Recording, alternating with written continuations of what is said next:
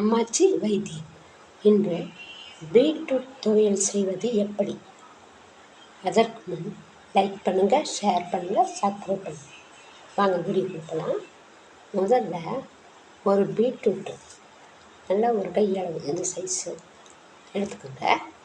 பிறகு வெங்காயம் ஒரு கைப்பிடி, தக்காளி ஒரு 2,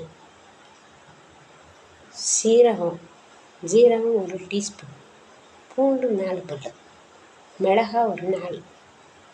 முதல்ல பொடி மாஸ்கட்டை எடுத்து நல்லா இந்த பீட்ரூட்டை சிவிருங்க. பிறகு சின்ன வெங்காயத்தை ஒரு கைப்பிடி அளவு எடுத்து நல்லா 2ஆக கட் பண்ணி வச்சுக்கோங்க. தக்காளியை சின்ன சின்ன பீஸ்களாக போட்டுக்கோங்க. பிறகு ஒரு டீஸ்பூன் சீரகம், பூண்டு 4 பல்லு, மிளகாய் 4. இதை பீட்ரூட்டை ஒரு கடாய் சட்டியில் கொஞ்சம் எண்ணெய் ஊற்றி ஃபஸ்ட்டு தக்காளி வெங்காயத்தை போட்டு வெங்காயம் தக்காளி 2ஐயும் போட்டு நல்லா வதக்கிடணும். அதில் கொஞ்சம் கடலப்பருப்பு போட்டு நல்லா வதக்கிடணும். வதக்கிட்டு பிறகு என்ன பண்ணணும், இந்த பீட்ரூட்டை போட்டு நல்லா கிண்டணும். கிண்டின பிறகு உங்களுக்கு தேங்காய் போட இஷ்டம்னா ஒரு அரை மூடி போட்டுக்கலாம். இல்லைன்னா தேங்காய் பிடிக்காதவங்க அதை போட வேணாம்.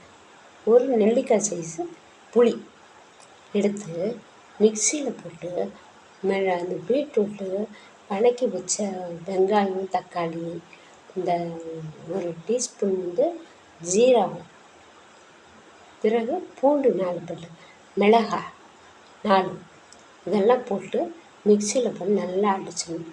இந்த கடலப்பருப்பு வெங்காயத்துலேயும் எல்லாம் இருக்கும் இல்லையா, கடலப்பருப்பு அதெல்லாம் போட்டு அடித்து வச்சா செம்ம சூப்பராக. உங்களுக்கு தேவைக்கேற்ப உப்பு போட்டுக்கோங்க. போட்டு மிக்சியில் அடிச்சிருங்க. அடித்து நல்லா கெட்டியாக அடித்து வச்சுக்கோங்க. அதை சாப்பிட அவ்வளோ சூப்பராக இருக்கும். இதை நீங்கள் சேர்ந்து பார்த்து பிறகு அதோட சொல்லுங்கள். நல்ல இரத்த விருத்திக்கான இந்த பீட்ரூட் துவையல் நல்ல இரத்த விருத்தியாகும். இது நிறைய சோகை பிடிச்சவங்கெல்லாம் சாப்பிட்டோம்னா உடம்பு நல்ல ஆரோக்கியமாக இருக்கும். இரத்த விருத்தி உள்ளவங்க, ரத்தம் இல்லைன்னு கவலைப்படுறவங்க பூரா இது தினமும் சாப்பிட்டு வந்தீங்கன்னா நல்லா ரத்தம் ஊற ஆரம்பிச்சிடும். நன்றி, வணக்கம்.